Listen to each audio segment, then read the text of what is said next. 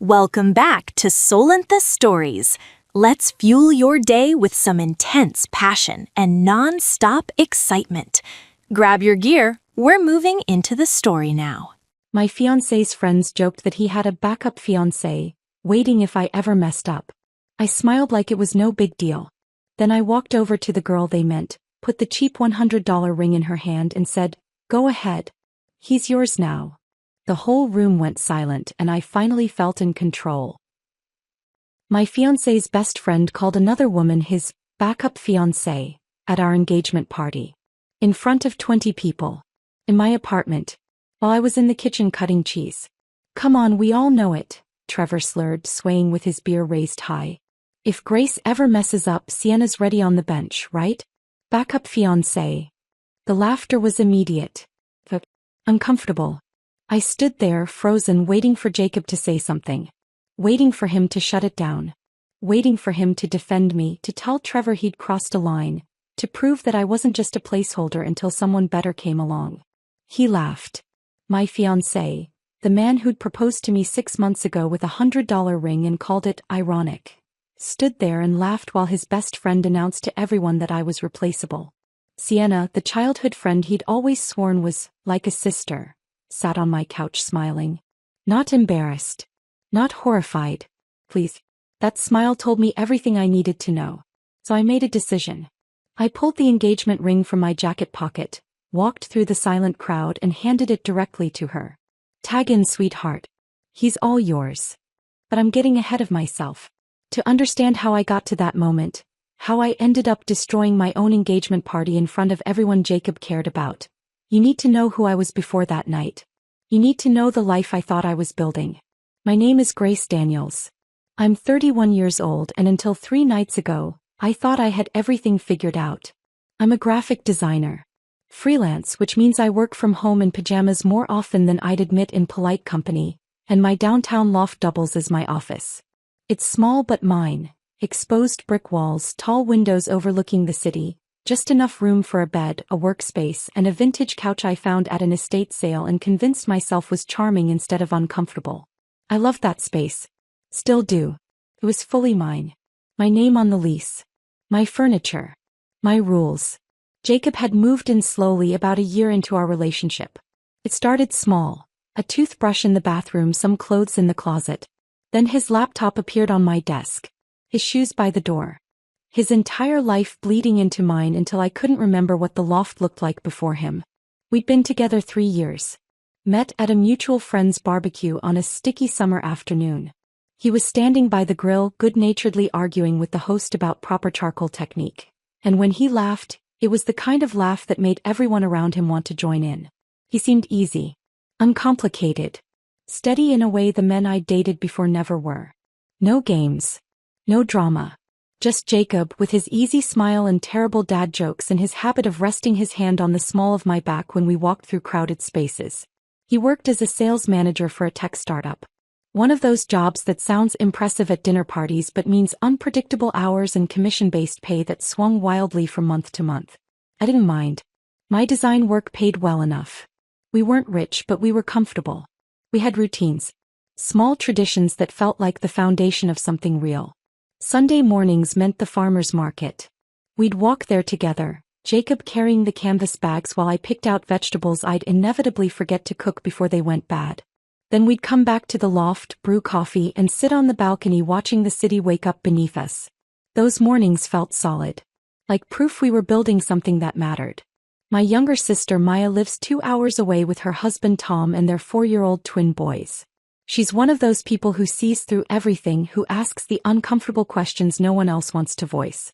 The first time she met Jacob was at a family dinner about 2 years ago. She'd pulled me aside in the kitchen afterward while I was loading the dishwasher. "He's too smooth," she said, her voice low. "Watch him." I'd laughed it off. "You don't trust anyone." "I trust people who don't perform for an audience." She handed me another plate, her eyes serious. "He's different when people are watching him." I told her she was being overprotective. That Jacob was just naturally charismatic. That being likable wasn't a character flaw. But her words stuck with me. A small seed of doubt I kept trying to bury. My parents adored him though. both retired teachers living in a modest ranch house in Central Florida. They'd welcomed Jacob like he was already family. My dad taught him how to grill grouper. My mom started emailing him recipes for her famous lasagna. Every phone call ended with them asking about wedding plans, their voices bright with hope. 6 months ago Jacob proposed. We were at our usual coffee shop, a hole-in-the-wall place 2 blocks from the loft that made the best oat milk lattes in the city. It was a Tuesday morning. I was working on a logo redesign for a local bakery, laptop open, only half focused on the screen because Jacob kept grinning at me from across the table in a way that made me suspicious. Then he reached into his jacket and pulled out a small velvet box. My heart stopped.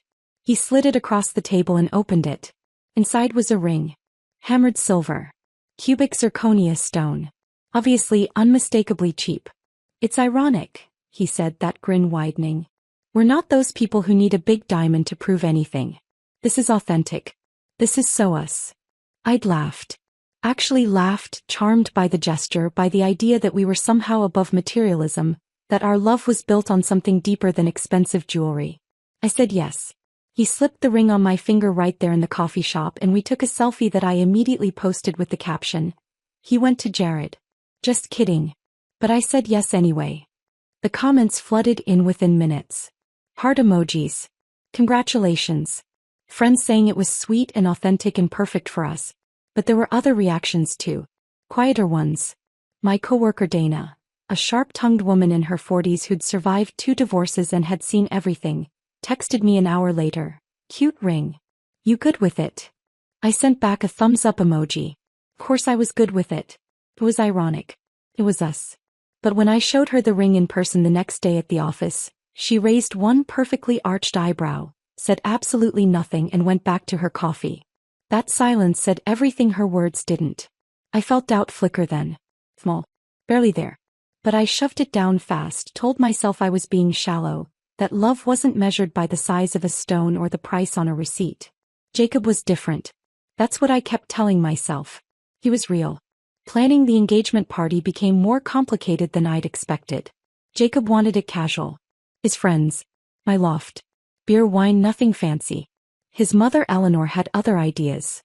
Eleanor was the kind of woman who wore pearl earrings to brunch and had strong opinions about everything from silverware to thread count. She'd wanted a formal dinner at the country club where she was a member. Printed invitations. A seated meal. The kind of event that announced to her social circle that her son was marrying well. I'd suggested a compromise. A nice restaurant, something in between. Jacob shut it down immediately. My friends would hate that, Grace. They'd feel like they have to behave. This is supposed to be fun. So we did it his way. My loft. Casual dress. 20 people, most of whom I'd only met once or twice. I spent the entire week before the party preparing. Cleaning every corner of the apartment. Buying 3 kinds of cheese and 2 types of crackers. Building a charcuterie board that could have been photographed for a magazine. Stringing Edison bulbs across the exposed brick walls to create that warm, intimate glow Jacob said would look perfect. He helped by sending out the invites and telling me not to stress. The morning of the party I ran into Mrs. Chin in the hallway. She's my neighbor, an elderly widow who's lived in the building for 30 years. She always asks about my life with genuine interest, the kind older women have when they've seen enough to know what matters. I was carrying grocery bags up from the car when she held the elevator door for me. Big night tonight, she said with a warm smile. Yeah. Engagement party. Oh, how wonderful. Have you set a date yet? I shifted the bags in my arms. Not yet. Jacob wants to enjoy being engaged for a while first. No rush.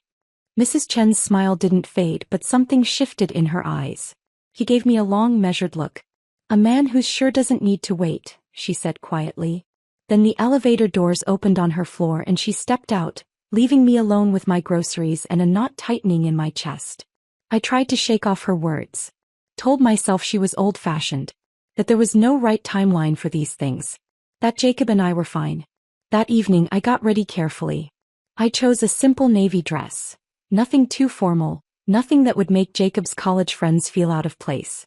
I stood in front of my bathroom mirror, adjusting the neckline, smoothing down my hair, staring at my own reflection like I was trying to convince her everything was okay. The ring caught the overhead light. Dull hammered silver. Cubic zirconia that didn't quite sparkle. Ironic, I reminded myself. I took a deep breath and told myself to stop overthinking. Maya's skepticism had gotten into my head. Mrs. Chen's comment meant nothing. I just needed to relax and enjoy the celebration. But as I heard the first knock at the door, as I forced a smile and opened it to welcome strangers into my home, I couldn't silence the small, insistent voice whispering in the back of my mind. Something isn't right. I just didn't know yet how terrifyingly right that voice was. The first guests arrived at 7, and within minutes, I understood this wasn't going to be my party. Jacob's college friends came through the door like they owned the place. Loud voices, backslapping hugs, inside jokes flying across my loft before they'd even bothered to acknowledge me. I stood near the entrance with what I hoped looked like a welcoming smile, accepting coats and bottles of wine people had brought, directing them toward the drinks table I'd spent an hour setting up perfectly. "You must be Grace," one guy said. Cal, I think his name was. We'd met once before at a bar months ago. He didn't wait for my response before brushing past me toward Jacob, who was already holding court near the kitchen island. I watched Jacob transform. He was everywhere at once, moving through the room with an energy I rarely saw at home. Refilling drinks. Cranking up the music. Launching into stories that had everyone doubled over laughing. Stories I wasn't part of. Memories from a time before me. Every time I tried to join a conversation, to stand beside him like we were supposed to be a team tonight, he'd drift away. A hand on someone else's shoulder. Another drink to pour. Another laugh to chase. By 7:15, I'd quietly accepted my role, the host. Not the guest of honor. Just the person making sure no one's glass stayed empty. I refilled the ice bucket. Wiped up a spill someone left on the coffee table. Rearranged the charcuterie board I'd spent $40 on, making sure the salami roses looked magazine perfect even though nobody was paying attention. Trevor was already drunk. I could tell by the way he swayed when he gestured, the volume of his voice climbing with each beer he cracked open. He was Jacob's best friend from college. The guy who still thought keg stands were the peak of human achievement, who measured friendship by how many embarrassing stories he could tell about you in public. He'd never liked me. Or maybe he just didn't see me. Either way, every story he told seemed designed to remind the room that he'd known Jacob longer, understood him better, had claim to a version of him I'd never access. I was back in the kitchen slicing more cheddar when I heard the door open again. I didn't need to look to know it was Sienna.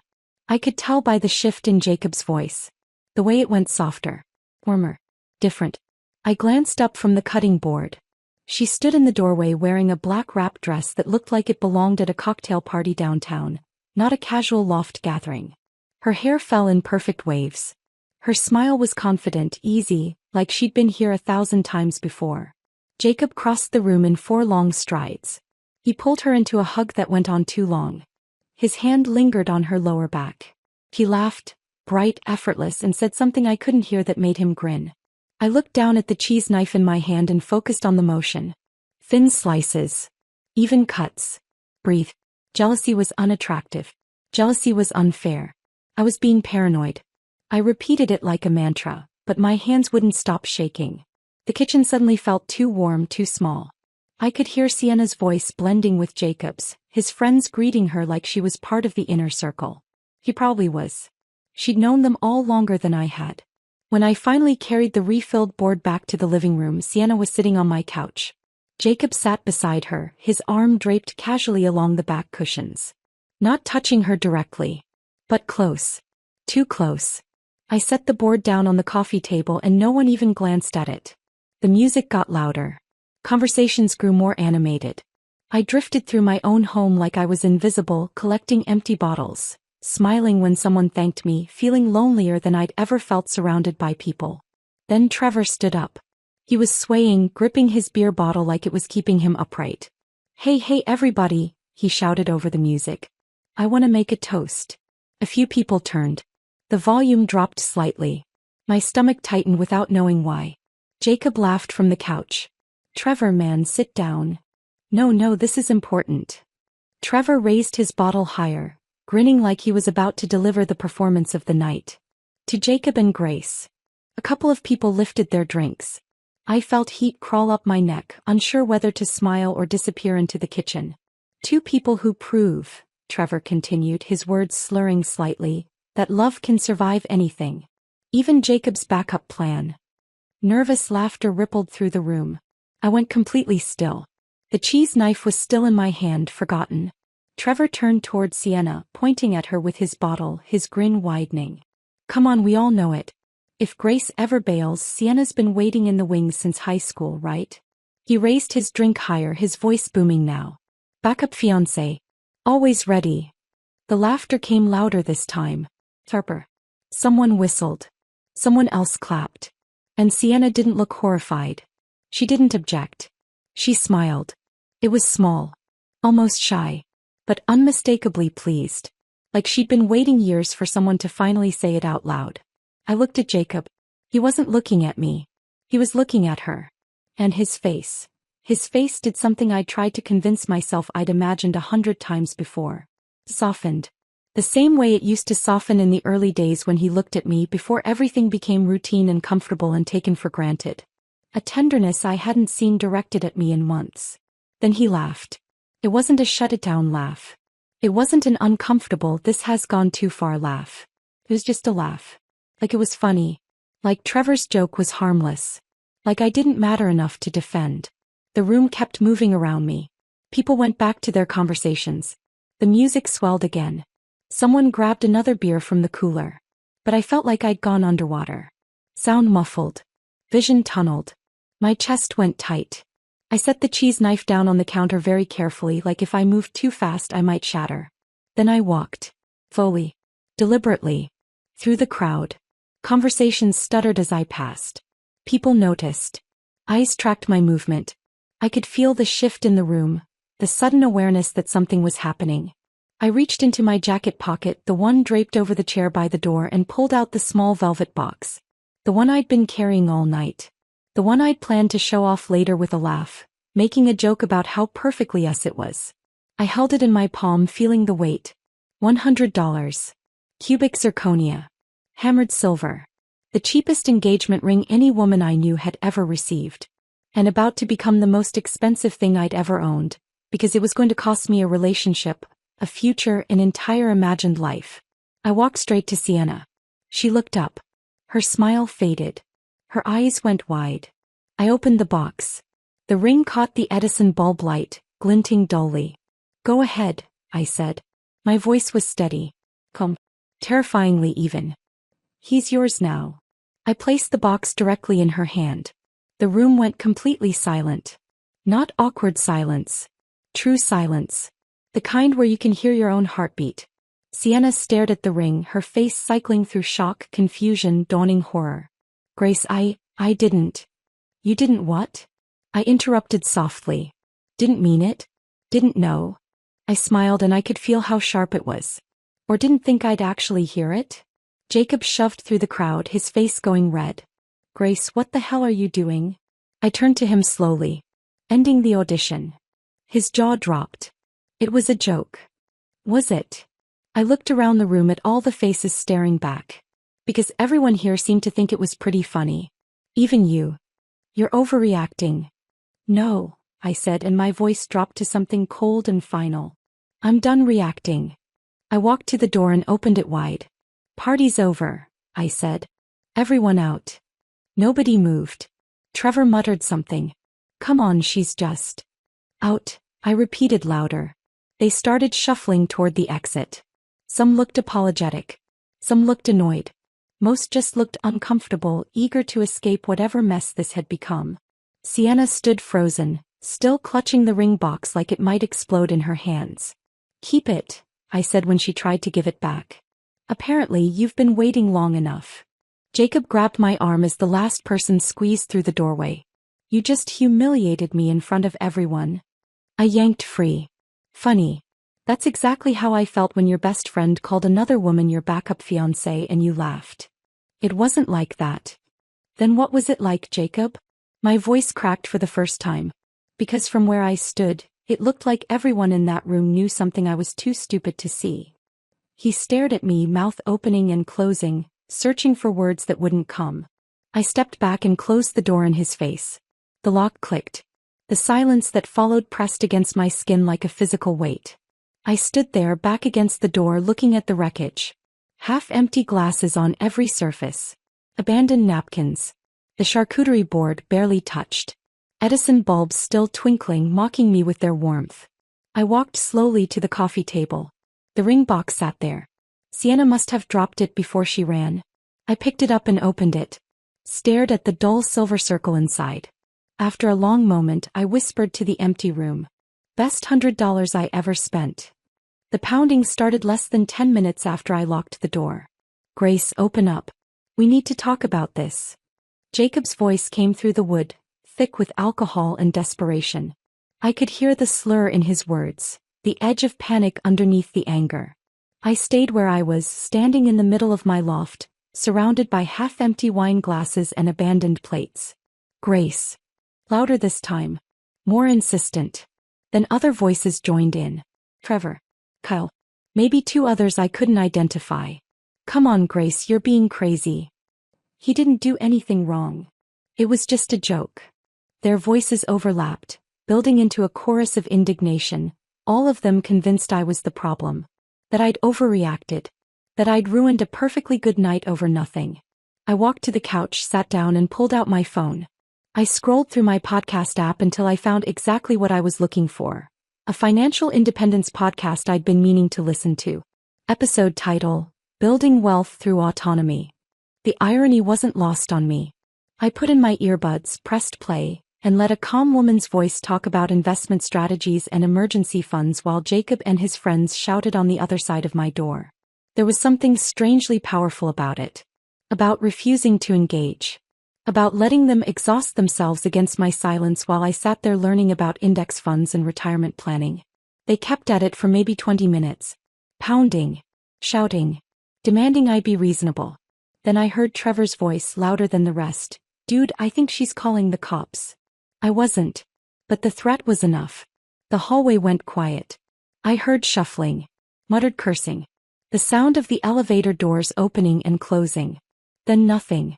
I sat there for another few minutes just to be sure before pulling out my earbuds. The silence in my loft felt enormous. Suffocating and liberating all at once. I stood up and started moving through the rooms, turning off the Edison bulbs one by one, collecting abandoned glasses and plates, wiping down surfaces. My hands moved on autopilot while my brain cataloged everything around me.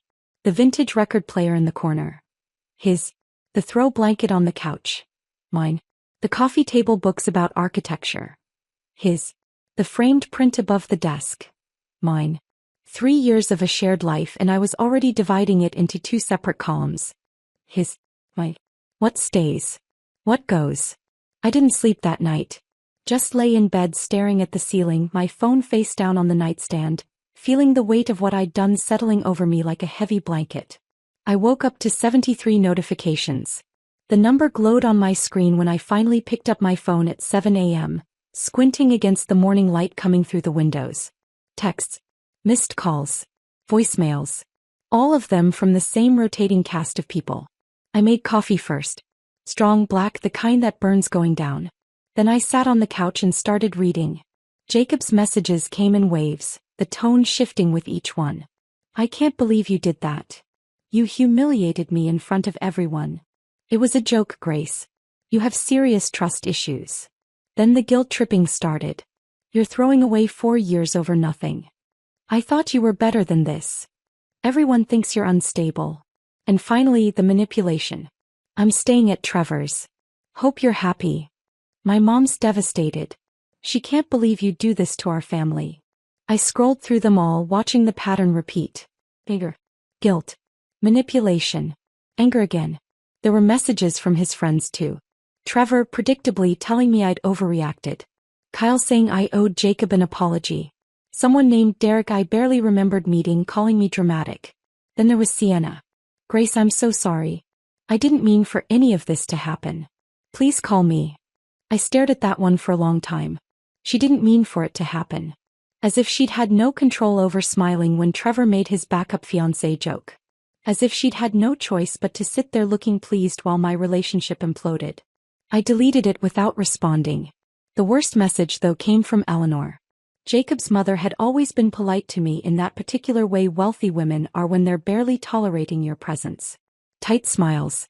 Backhanded compliments about my bohemian style or my quaint loft. Her text was short and brutal. I always knew you had a vindictive streak. Jacob deserves better than this humiliation. I read it twice, let the sting of it settle, then did something that felt better than anything I'd done in months. I started blocking numbers. Walked. Trevor. Walked. Tina. Walked. Kyle, Derek, and 3 other people whose names I barely knew. Blocked, blocked, blocked. Eleanor. I hovered over her name for a second, then pressed the button. Walked. Each tap made me feel lighter. Freer. By the time I finished my coffee, my phone was silent. At 9 a.m. I called a locksmith. Safeguard Security, a gruff voice answered. Hi, I need all my locks changed. Today if possible. There was a pause, the sound of typing. We can have someone there by 10. Address. I gave it to him. Any particular reason for the rush? He asked, not unkindly. Bad breakup, I said simply. Yeah, we can do that. Guy named Tom will be there in an hour. Tom arrived at exactly 10 o'clock, a broad-shouldered man in his 50s with kind eyes and a toolbox that looked like it had seen decades of use. You're the bad breakup? He asked, setting down his equipment. That's me. He nodded, already examining the existing lock. You'd be surprised how many of these calls we get. Smart move, changing them fast. Saves a lot of trouble down the line.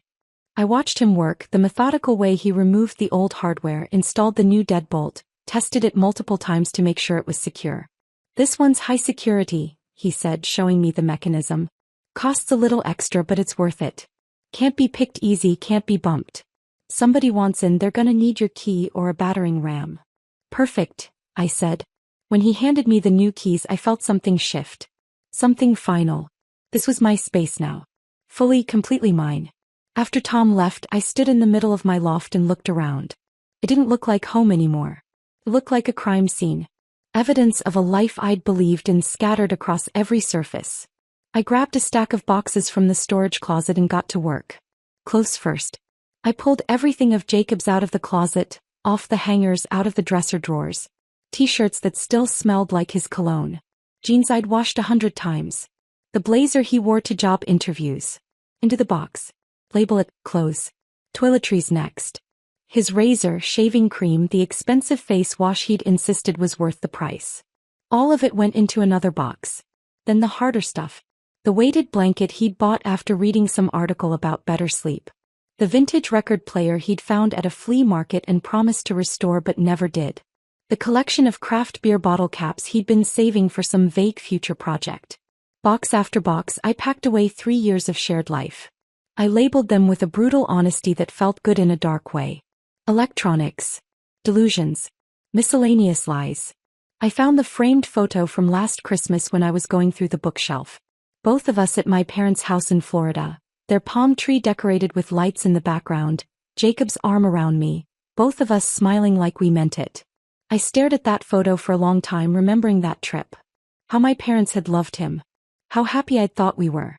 I put it in the box labeled lies and kept packing. By noon I had 8 boxes stacked by the door. Then I found something I wasn't expecting. I was cleaning out his nightstand drawer when my fingers brushed against a card tucked beneath old receipts and charging cables. I pulled it out. A birthday card. Expensive cardstock, embossed flowers on the front. I opened it. To the one who's always been there. J. Not signed. Not sent. But dated 2 weeks ago. My hands started shaking. Not from anger. From clarity. This wasn't a joke Trevor had made up on the spot. This wasn't some backup plan that existed only in drunk toasts. This was real. Deliberate. A pattern I'd been too trusting or too afraid to see. I put the card in the last box and sealed it shut. The knock came around 2 that afternoon. Hard. Insistent. Angry. I checked the peephole. Jacob, looking rumpled and furious, his eyes red either from drinking or crying or both. I opened the door just wide enough to speak through the chain lock. Your key doesn't work, he said flatly. I know. I changed the locks. His eyes went wide. You what? Changed the locks. This is my apartment. My name on the lease. Not yours. I live here. You stayed here, I corrected. Guest privileges. Now revoked. His face twisted with rage. You can't just kick me out. I can and I did. Your stuff's in the entryway. 8 boxes. You have 20 minutes. This is insane. Bring the police if you want. Bring a lawyer. My lease, my rules. He stared at me, mouth working, searching for an argument that would land. He didn't find one. Fine, he spat. But I'm taking everything that's mine. Take what you paid for. Leave what I did. I closed the door and watched through the peephole as he made trip after trip, hauling boxes down the hall, his face red with humiliation and fury. On his 4th trip he stopped. The espresso machine, he said through the door. That's mine. That's mine, I corrected. I have the receipt if you want to check. You're being petty. I'm being precise. There's a difference. He muttered something I couldn't hear and kept loading boxes. When he picked up the last one, he paused at the door one final time. You're going to regret this, Grace. I didn't answer. I just watched him disappear into the elevator. When the doors closed, I slid the new deadbolt home and exhaled. The silence that followed was different from before. Not suffocating. Just quiet. I stood in the middle of my loft. My loft. Finally alone, finally breathing, finally understanding something I should have known all along. Being alone didn't scare me. What scared me was staying with someone who made me feel alone anyway. That night I texted my sister. You were right about him. Her response came in seconds. I'm sorry. But I'm also proud of you. I smiled and put my phone face down on the counter. Then I poured myself a glass of wine and sat on my couch in the silence. Just me and the city lights outside my window. And for the first time in 3 years that felt like enough. 2 days passed without a word from Jacob. 2 quiet, almost peaceful days where I started to believe maybe it was actually over. Maybe he'd accepted it. Maybe he'd moved on. I worked on a logo redesign for a new client, a local bookstore looking to rebrand. I took long walks around the neighborhood. I cooked an actual dinner, pasta with vegetables I'd bought at the farmer's market, and ate it at my table instead of standing over the sink. I even slept through the night. Then my phone rang Wednesday morning at 10 a.m. Grace, hi. It's Patricia. My building manager. Her tone was careful, apologetic. I sat up straighter on the couch. Hey Patricia. What's up? Listen, I'm calling because, well, it's a little awkward. We got some complaints about your unit. Ice ran through my veins. Complaints?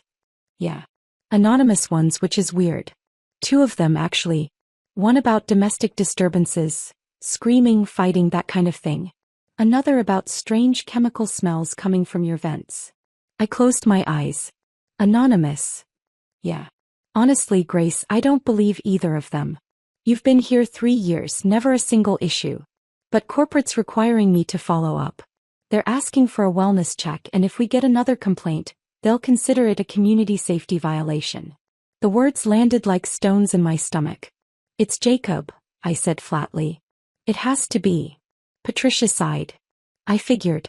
Look, I'm on your side here. But my hands are tied. Corporate sees multiple complaints, they panic. You know how it is. I did know. I also knew exactly what Jacob was doing.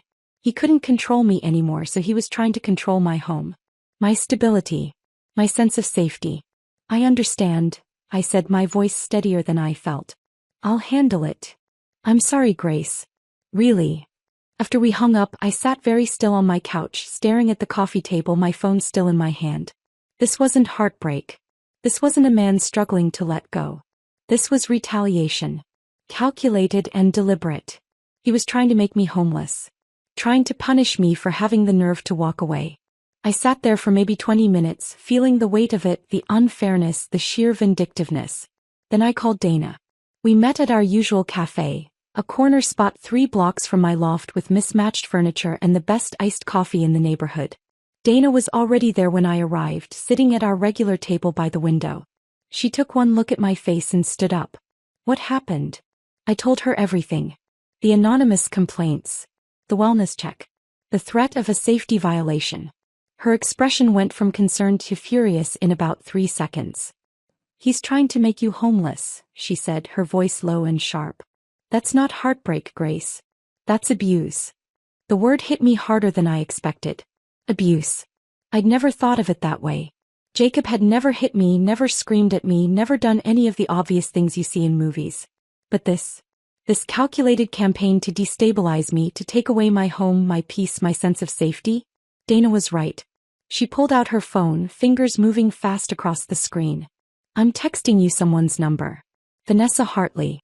She handled my second divorce and she's a pit bull. Expensive but worth every penny. My phone buzzed. I looked down at the contact information. You need someone who scares him more than he scares you, Dana said, reaching across the table to squeeze my hand.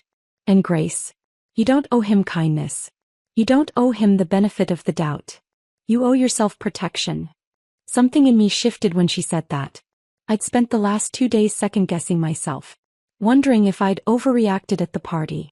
Wondering if I should have handled it differently, more privately, less dramatically. But sitting there with Dana, hearing her name what was happening, I felt something I hadn't felt since that night. Clarity. I wasn't the one who'd done anything wrong. And I was done defending myself in my own mind. Vanessa Hartley's office was in a glass high-rise downtown, all modern lines and floor-to-ceiling windows overlooking the city. I arrived at 2 p.m. the next day, nerves making my hands shake slightly as I rode the elevator to the 14th floor. The receptionist showed me into a sleek conference room. Vanessa appeared a moment later. Mid-40s, sharp blazer, hair pulled back in a no-nonsense bun. She shook my hand with a grip that meant business. Grace. Dana speaks highly of you. Have a seat. I sat. She sat across from me, pulled out a legal pad and clicked her pen. Tell me everything. From the beginning. So I did. I told her about the engagement party. About Trevor's toast. About handing the ring to Sienna. About the pounding on my door, the blocked numbers, the changed locks, Jacob collecting his things. And then I told her about the anonymous complaints. Vanessa didn't interrupt once. She just took notes, her expression neutral but her eyes sharp, tracking every detail. When I finished, she leaned back in her chair. Classic retaliation behavior, she said simply. He's trying to destabilize you because you took away his control. The anonymous complaints are designed to threaten your housing, your stability, your sense of safety. Hearing her say it so matter-of-factly made it real in a way it hadn't been before. We're going to formalize this, Vanessa continued. Cease and desist letter. Certified mail. We'll send it to Jacob and to anyone else who was present that night who might continue the harassment. I blinked. Like who? The friend who made the toast. The woman who was supposedly the backup. Anyone who's been in contact with you since the breakup trying to pressure you or defend him. Trevor. Tina. We make it clear that any further contact, direct or indirect, will be treated as grounds for legal action. Harassment. Defamation if the false complaints continue. We create a paper trail. She started typing on her laptop, her fingers flying across the keys. This is going to cost you about $400 for the consultation and service. Worth it. I didn't hesitate. Yes. He nodded, still typing. Good. Because men like this? They back off when they realize you're not afraid. When they realize you have documentation and legal representation. They thrive on making you react. We're going to take that power away.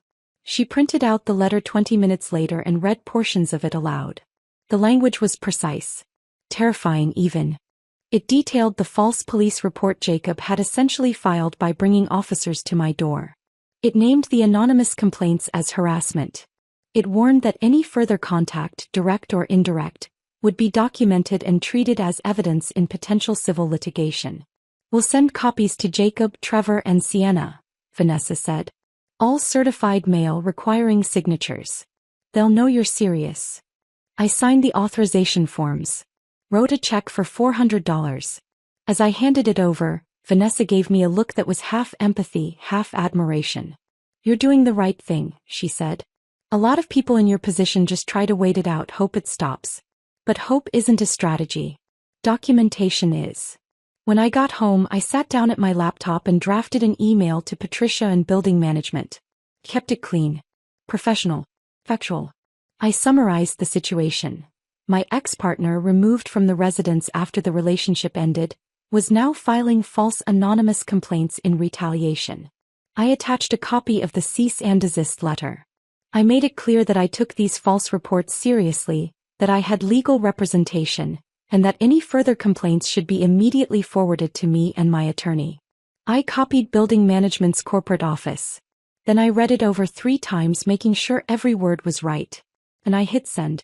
The moment the email went through, I felt something shift inside me. I wasn't reacting anymore. I was acting, documenting, protecting, building a case. I called Maya that night, sitting on my balcony with a glass of wine, the city lights flickering below. I hired a lawyer, I told her. There was a pause. Then her voice came through, fierce and proud. That's my girl. You're not the victim here, Grace. You're the one who walked away. Don't you forget that. I smiled, looking out at the city. I won't. After we hung up, I sat there for a long time, feeling the cool night air on my face, the weight of the last few days settling into something manageable. Jacob had wanted to make me afraid, to make me doubt myself, to make me regret leaving. Instead, he'd made me stronger. And I wasn't backing down. The silence that followed was unnerving. 3 days passed after Vanessa sent the cease and desist letters. Then 4. Then 5. No texts. No calls. No angry pounding on my door. No new complaints to Patricia. Nothing. I kept waiting for the other shoe to drop, for Jacob to do something dramatic and vindictive, but the quiet stretched on like held breath. I found myself checking my phone compulsively. Every notification made my heart jump. Every unknown number made my stomach clench. I'd open my email expecting threats or angry messages and find only work correspondence and promotional emails from stores I'd shopped at once. The paranoia was worse than the actual harassment had been. At least when he was actively retaliating, I knew what I was dealing with. This silence felt like strategy. Like he was planning something I couldn't see coming. But slowly, cautiously, I started returning to normal. I opened the windows one morning, letting fresh air sweep through the loft for the first time in weeks. I put on music while I worked. Nothing sad, just upbeat indie pop that made the space feel lighter. I cooked actual meals. Chicken and roasted vegetables. Pasta with homemade sauce. Things that required more than a microwave and actually tasted good. My freelance work picked back up too. A new client reached out, a small bakery in the neighborhood looking to rebrand. The owner, a woman named Sophie with flour perpetually dusting her apron, wanted something warm and inviting, something that felt like home. I threw myself into the project. Sketching logos, playing with color palettes, losing myself in the creative problem-solving that had drawn me to design in the first place. It felt almost foreign after weeks of emotional warfare. Like I'd forgotten what normal felt like. One afternoon, I was standing in my kitchen making coffee when I realized I'd gone an entire hour without thinking about Jacob. A full hour. Sunlight was streaming through the tall windows, catching dust motes in the air. My laptop was open on the counter, displaying 3 logo variations for the bakery. Music played softly from my speaker, and I felt not happy exactly, not healed, but okay. It felt like a small victory. I ran into Mrs. Chin in the hallway a few days later. I was carrying groceries up from the lobby when I saw her at her door, struggling with her keys while balancing a canvas bag. "Here, let me help," I said, setting my bags down and taking hers while she unlocked her door. "Oh, Grace. Thank you, dear." She pushed the door open and took her bag back, then paused. "I noticed the locksmith the other day. And the boxes. Everything all right?" I hesitated, then surprised myself by saying, "Would you like to come in for tea?" Her eyes brightened. "I'd love that." 10 minutes later, we were sitting in my kitchen, a tiny space barely big enough for the bistro table I'd squeezed in, drinking chamomile tea from mismatched mugs. I gave her the edited version. The engagement. The party. The joke that wasn't really a joke. The decision to end it. Mrs. Chin listened without interrupting, her wrinkled hands wrapped around her mug, her eyes sharp and knowing. When I finished, she nodded slowly. "I was married 43 years before my husband died," she said. "And you know what I learned? A man who truly loves you never makes you feel like you're waiting in line." The words hit me harder than I expected. "You did right," she continued, reaching across the table to pat my hand. "Sometimes the bravest thing is walking away from what everyone says you should want." I felt tears prick my eyes and blinked them back. "Thank you," I said quietly. He squeezed my hand once more. "You're going to be just fine, dear. I can tell." After she left, I sat at my kitchen table for a long time, staring at the 2 empty mugs, feeling something settle inside me. Mrs. Chin had lived an entire marriage. 43 years. She'd loved and lost and survived. And she thought I'd done the right thing. That validation, from someone who'd actually lived it, not just theorized about relationships from the sidelines, meant more than anything my friends had said. It gave me permission to trust my own judgment. To believe that walking away wasn't weakness. It was strength. A week after the cease and desist went out, my phone buzzed with a text from an unknown number.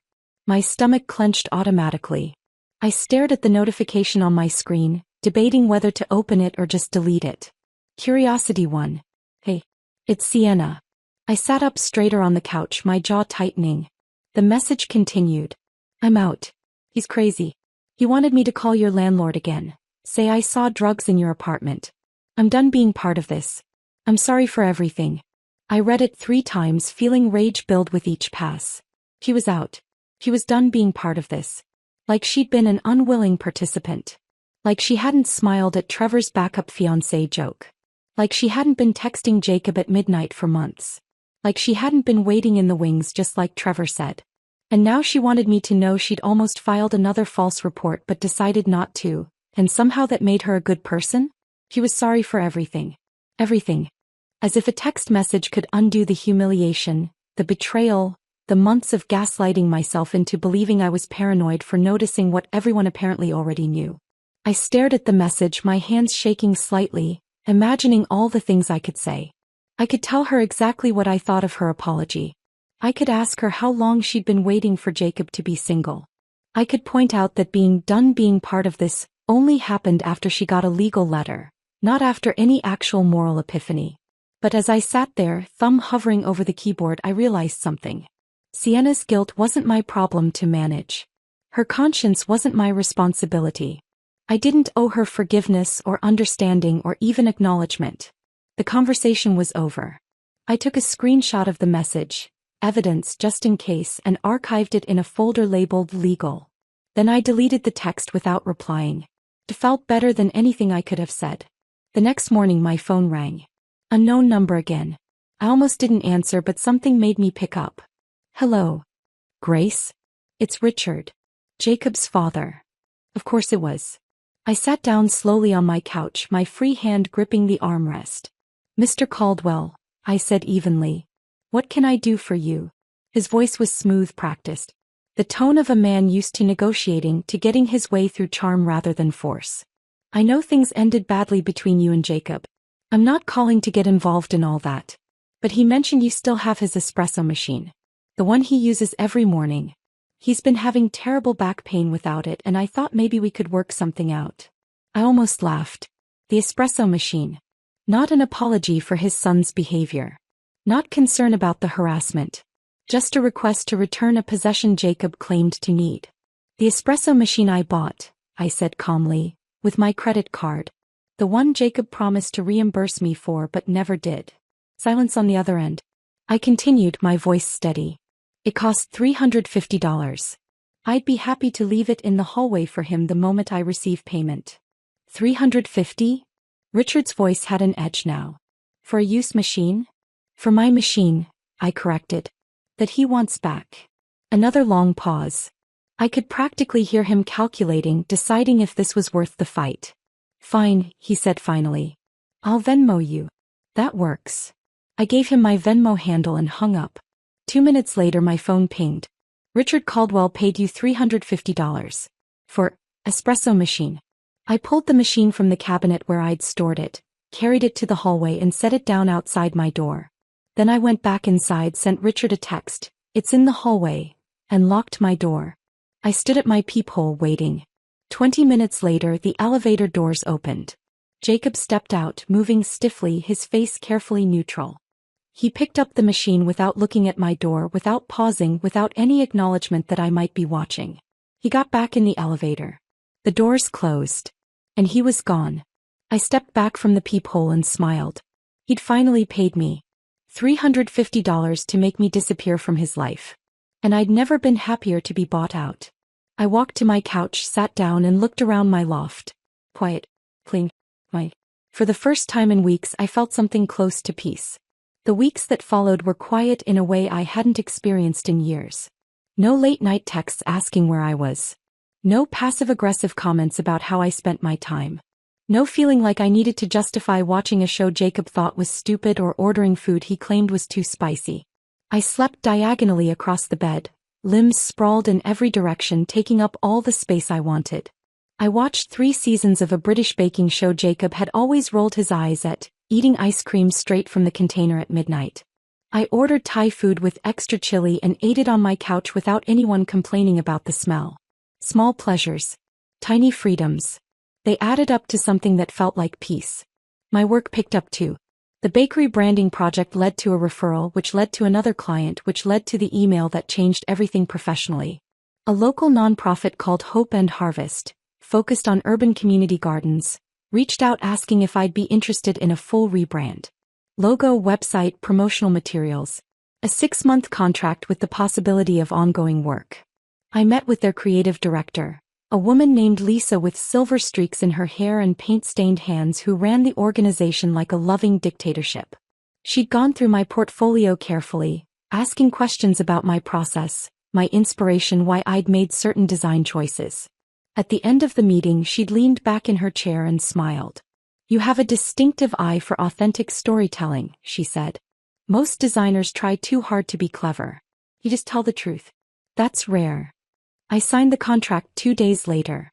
The work was challenging in the best way. Creative problem solving that required me to think differently, to push past the safe choices and find something real. It reminded me why I'd fallen in love with design in the first place. One weekend I drove out to visit Maya and the twins. The boys were 4 now, chaotic bundles of energy who turned her house into a playground of scattered toys and shouted negotiations. I spent the afternoon building block towers they immediately destroyed, reading the same picture book 17 times, and pretending to be a monster they could defeat with foam swords. After they went to bed, Maya and I sat in her kitchen drinking coffee that had gone cold hours ago. She watched me over the rim of her mug, her eyes sharp in that way only sisters' eyes can be. "You look different," she said finally. "Different how?" "Lighter. Like you've been carrying something heavy and finally put it down." I thought about that. Turned it over in my mind. He was right. The weight I'd been carrying wasn't just the relationship. It was the constant effort of making myself smaller. Of editing my opinions to match his. Of pretending Thai food wasn't my favorite because he didn't like it. Of skipping shows I wanted to watch because he'd make comments that drained all the joy out of them. I'd spent 3 years shrinking to fit into the space Jacob had decided I should occupy. And now, alone in my loft, I was expanding back to my actual size. "Yeah," I said quietly. "I think you're right." Maya reached across the table and squeezed my hand. "Good. You deserve to take up space, Grace. All of it." The text from Cara came on a Tuesday evening. I was working on the Hope and Harvest logo, playing with different arrangements of leaves and text, when my phone buzzed on the desk. Cara and I had been friends in college, stayed close for a few years after, then drifted apart when I started dating Jacob. It wasn't deliberate. Just the slow erosion that happens when someone new takes up all your time and energy. I hadn't heard from her in at least a year. "Thought you should know, Jacob and Sienna are together. Officially. Started dating like 2 weeks after you broke up. Sorry." I stared at the message, waiting for the pain to hit. The betrayal. The confirmation that I'd been right to suspect, right to worry, right to feel like something was wrong. But what came instead was something unexpected. Relief. I texted back. "Thanks for telling me." Then I sat with it. 2 weeks after we broke up. Which meant they'd gotten together almost immediately. Which meant the feelings had been there all along, simmering beneath every "she's like a sister" excuse, every midnight text, every too long hug.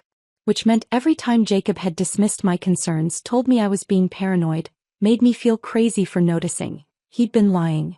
The birthday card I'd found in his drawer suddenly made perfect sense. To the one who's always been there. Jay. Not unsent because he'd changed his mind. Unsent because he was waiting for the right moment. Waiting for me to be out of the picture. The backup plan wasn't a joke. It was always the real plan. I was just too trusting to see it. I called Dana. Rooftop bar. 1 hour. "I'm buying," I said when she picked up. "That good or that bad?" "Honestly, I'm not sure yet." We met at a place downtown with string lights and a view of the city skyline. Dana was already there when I arrived, 2 glasses of wine on the table. "Talk," she said, sliding one toward me. I told her about Cara's text. About Jacob and Sienna. About the timeline. Dana's expression shifted from surprise to something closer to vindication. I knew he was a coward, she said, shaking her head. Couldn't even break up with you before moving on. Had to keep you around as the safety net while he figured out if she'd actually want him. I took a long sip of wine, letting that sink in. The backup fiancé joke, I said slowly. At the party, Trevor wasn't making it up. Everyone knew. They all knew he had feelings for her. That's why Sienna smiled like that. That's why Jacob looked at her that way. Dana reached across the table and gripped my hand. And that's why you walked across that room and handed her the ring. Because somewhere deep down you knew too. I nodded, feeling the truth of it settle into my bones. Dana raised her glass. To men who do you the favor of showing you who they are. And to women who are smart enough to believe them. I clinked my glass against hers and drank. Something shifted in that moment. The narrative in my head changed. It wasn't, I was humiliated at my own engagement party. It was, I escaped before I married the wrong person. Jacob and Sienna getting together wasn't a betrayal. It was confirmation. Every instinct I'd ignored, every concern I'd talked myself out of, every moment I'd felt like something was wrong. I'd been right all along. That night I stood on my balcony with a glass of wine, looking out at the city lights flickering against the dark sky. For the first time in months, I felt something I hadn't let myself feel before. Possibility. Not the possibility of getting back together. Not the possibility of closure or apologies or explanations. Just possibility. Open-ended and undefined. The future stretched out in front of me, no longer tethered to Jacob's timeline or Jacob's plans or Jacob's version of what our life should look like. I thought back to the engagement party. To that moment of walking through the crowd with the ring in my hand, every eye on me, every conversation dying mid-sentence. It felt terrifying. Powerful. Final. I thought it was an ending. But standing here now, I understood it differently. It wasn't just ending a relationship. It was reclaiming my own life. My own narrative.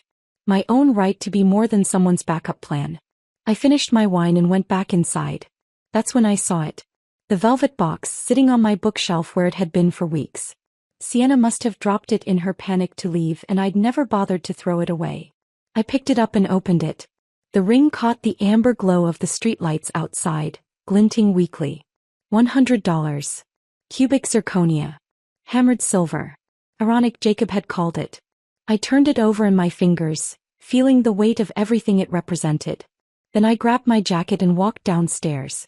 The vintage shop on the corner had a donation bin outside, filled with old jewelry, clothing, random household items people wanted gone but couldn't quite throw away. I stood there for a moment holding the box. Then I dropped it in. Someone else can laugh about it, I whispered. Someone who still believes in irony. The box disappeared among other people's discarded treasures. And just like that it was gone. No longer a symbol of anything I wanted to remember. Just another cheap ring someone thought meant something once. I walked back upstairs, unlocked my door and stepped into my loft. It was quiet. Clean. And for the first time since this whole thing started, that silence didn't scare me. Sounded like freedom. The months that followed felt like learning to live in my own skin again. I started small. Rearranging furniture so the couch faced the windows instead of the TV. Moving my desk to catch the morning light. Buying new throw pillows in colors I actually liked. Deep emerald and burnt orange instead of the neutral grays Jacob had preferred because they were more sophisticated. I hung new art on the walls. A print from a local artist showing the city skyline in abstract watercolors. A vintage poster from a bookstore I loved. Things that made the space feel like mine, not ours. The Hope and Harvest contract turned into steady work. Lisa, the creative director, became more than just a client. She'd invite me to their community garden workdays, where I'd spend Saturday mornings pulling weeds and planting tomatoes alongside volunteers who talked about soil composition and heirloom seeds with the kind of passion I usually reserved for color theory. One evening, Lisa invited me to a gallery opening in the arts district. You should meet people, she'd said when I hesitated. Actual people. Not just me and my kombucha brewing gardeners. I went. The gallery was packed with artists and designers, musicians and writers, all of them talking over wine and cheese about projects and collaborations and ideas. Lisa introduced me to a photographer who needed branding for her studio, a muralist looking for someone to design promotional materials, A sculptor who just wanted to talk about negative space and composition. I realized, standing there with a glass of cheap red wine, how small my social circle had become during my relationship with Jacob. How I'd let friendships fade because he didn't like my friends, or because they didn't fit into his world, or because it was just easier to exist in the narrow bubble of his life. A week later, I signed up for a weekend drawing class at the community center. I'd always wanted to take one. Back in college, before I'd pivoted to graphic design, I'd loved drawing. Charcoal sketches, figure studies, anything that required just paper in my hands. Jacob had called it a waste of time when I mentioned it once. You already know how to draw. Why pay money to do something you can do at home? But it wasn't about learning a skill. It was about creating something with no commercial purpose. No client brief. No deadline. Just the quiet satisfaction of charcoal on paper, of making something because I wanted to. The class was small. 6 of us, ranging from a retired accountant to a college student to a woman in her 60s who'd decided to try something new after her kids moved out. Our instructor, a bearded man named Michael with paint permanently under his fingernails, didn't care if we were good. He just cared if we tried. Art isn't about being perfect, he said during our first session. It's about being honest. I drew a still life of coffee cups and wilted flowers and felt something in my chest unknot. I ran into Trevor on a random Tuesday at a coffee shop downtown. I was waiting for my latte, scrolling through emails on my phone when I felt someone staring. I looked up. Trevor stood near the door, frozen mid-step, his face cycling through recognition and discomfort. Our eyes met. He hesitated, clearly debating whether to pretend he hadn't seen me, then seemed to decide that would be worse. He approached my table slowly like I might bolt. Grace. Hey, can I talk to you for a minute? I looked at him for a long moment, then gestured to the empty chair across from me. He sat, hands wrapped around his own coffee cup, not quite meeting my eyes. I owe you an apology, he said finally. For that night. The toast. I was drunk and I didn't realize how it would sound. I didn't mean to hurt you. I studied his face. Saw genuine embarrassment there. Maybe even shame. But I also saw something else. Something that told me his regret wasn't really about hurting me. It was about how it had made him look. You meant every word, I said quietly. You just didn't expect me to hear it. Trevor opened his mouth to protest, then stopped. His shoulders sagged slightly. He nodded. Just once. Yeah, he said. I guess you're right. He stood up, tucked his chair back in and left without another word. I watched him go, feeling nothing but a mild sense of closure. The barista called my name. I picked up my latte and went back to my emails. My mother called a few days later. I saw her name on my screen and almost didn't answer. We'd spoken briefly since the breakup, surface-level conversations about weather and work, but nothing real. I picked up. Grace, honey. Do you have a minute? Sure, Mom. What's up? There was a pause. The kind that meant she'd been building up to this conversation for a while. Why didn't you tell me about Jacob? Her voice was hurt, confused. I had to hear from Maya that you two broke up. 3 months ago. Why wouldn't you tell your own mother? I closed my eyes, leaning back against my couch. It was complicated, Mom. Complicated how? Did you even give him a chance to explain? Did you consider therapy? Grace, relationships take work. You can't just throw away a good man over a misunderstanding. The old impulse rose up, to defend myself, to explain, to justify my choices until she understood. But something in me had changed. I didn't need her to understand. I just needed to tell the truth. He had feelings for someone else, I said simply.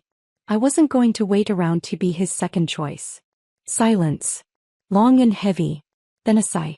You're stronger than I was at your age, my mother said finally, her voice softer. I stayed in things I should have left. I thought that was what you were supposed to do. Something in my chest loosened. I love you, Mom. I love you too, honey. We hung up and I sat there for a moment, feeling the weight of that conversation settle. We'd never fully agree. She'd probably always think I should have tried harder, should have been more patient, should have fought for it.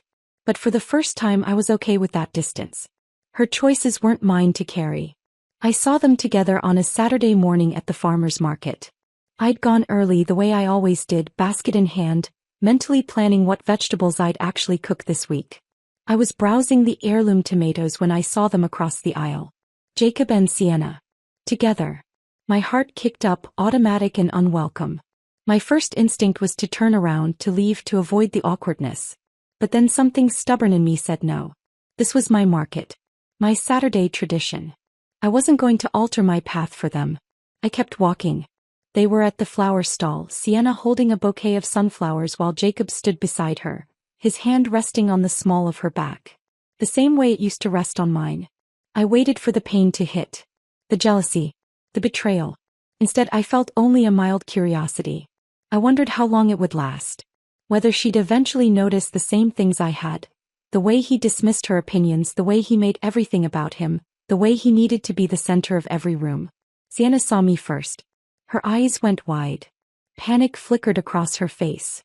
She touched Jacob's arm, a quick, urgent gesture. He turned. Our eyes met across the market.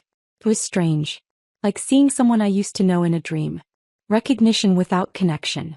Familiarity without feeling. I nodded once. Polite. Impersonal. Then I turned to the herb vendor and bought basil and rosemary, asking about the best way to keep them fresh, listening to her detailed explanation about trimming stems and changing water. The normalcy of the transaction felt like victory. When I glanced back, they were gone. I finished my shopping, bought a bouquet of wildflowers for myself, and walked home through the sun-dappled streets, feeling lighter than I had in years. That afternoon, I arranged the flowers in a vase on my kitchen counter, made pasta with the basil I'd bought, and ate it on my balcony while watching the city move below. The sky was clear. The air was warm. My loft was quiet. And for the first time in as long as I could remember, I wasn't waiting for anything. I wasn't waiting for Jacob to change. Wasn't waiting for closure. Wasn't waiting for someone else to validate my choices. I was just here. Living. Moving forward. Building something new from the pieces of what I'd left behind. And it felt like enough. 6 months after the engagement party, I woke up on a Saturday morning to silence. Not the oppressive kind. Not the lonely kind. Just quiet. Soft autumn light filtered through my windows, turning everything in the loft golden. I stretched across the bed, still sleeping diagonally, still taking up all the space I wanted, and felt nothing but contentment. I made coffee the way I liked it. Strong with just a splash of oat milk. No compromise. No one commenting that it was too bitter or suggesting I try something sweeter. I carried my mug out to the balcony, wrapped in my favorite oversized sweater, the one with the holes in the sleeves that Jacob had always said made me look like a college student. I loved that sweater. The city was waking up beneath me. Early joggers on the sidewalks. A few cars passing. The coffee shop on the corner just turning on its lights. I sat there watching it all and realized something. I hadn't checked my phone compulsively in weeks. Hadn't wondered what Jacob was doing or who he was with or whether he thought about me. I just didn't care anymore. The anxiety that had lived in my chest for months, maybe years, was gone. I pulled out my phone not to check for messages but to look at my calendar. Brunch with Dana at 11. Drawing class at 2. Maybe swing by Maya's in the evening if I felt like the drive. A full day. A full life. It looked nothing like what I'd imagined when Jacob and I were planning our future together. It looked better. More authentic. More mine. I finished my coffee and went inside to get ready. I met Marcus at a cafe near the Arts District at 10. Lisa had introduced us at the gallery opening 2 months ago. He was a friend of her husband's, a high school English teacher with kind eyes and a tendency to talk about his students the way other people talked about their own children. This was our 3rd time meeting up. Coffee dates that carefully weren't being called dates yet, though we both knew what they were becoming. Marcus was already there when I arrived, sitting at a corner table with 2 cappuccinos waiting. I took a guess on your order, he said, standing to hug me. Oat milk, right? Perfect. Thank you. We sat and he launched immediately into a story about his sophomore class attempting to perform Romeo and Juliet. They rewrote the ending, he said, grinning. Romeo wakes up before Juliet dies. They have a very modern conversation about communication and therapy, and they decide to just run away together and start a podcast. I laughed. The kind of genuine, easy laugh that doesn't require performance or effort. Please tell me you recorded it. Oh, it's on my phone. I'll show you next time. Next time. The assumption felt comfortable. Natural. We talked for over an hour. About his students, about my work with Hope and Harvest, about the terrible true crime documentary we'd both accidentally started watching. He listened more than he talked. Asked questions and actually waited for the answers. Never once made me feel like I was competing for his attention or justifying my opinions. When we finally left, he walked me back toward my loft, our pace slowing as we got closer. At the entrance he paused. "Can I see you again next weekend?" he asked. "Maybe dinner this time?" I smiled. "I'd like that." "Good." He smiled back, hands in his pockets, not pushing for more. "Text me when you're free." I watched him walk away, feeling something I hadn't felt in a long time. Hope. Uncomplicated and easy. I didn't know where it would go. Didn't need to know. I trusted myself enough now to walk away if it stopped feeling good. And that trust felt like the biggest victory of all. That afternoon I spread my design portfolio across my dining table. Lisa had mentioned the possibility of a partnership position at Hope and Harvest. They were expanding, looking for someone who could take on more responsibility, lead projects, help shape the organization's visual identity long-term. She'd asked if I'd be interested. I'd said yes before I could second-guess myself. Now I was preparing to pitch. To make my case. To bet on myself in a way I'd never quite managed before. I laid out my best work. The nonprofit branding that had started this whole journey. A logo series I'd done for 3 local restaurants, each one distinct but cohesive. The personal art from my drawing class. Charcoal sketches and watercolor experiments that showed range, creativity, the ability to think beyond commercial constraints.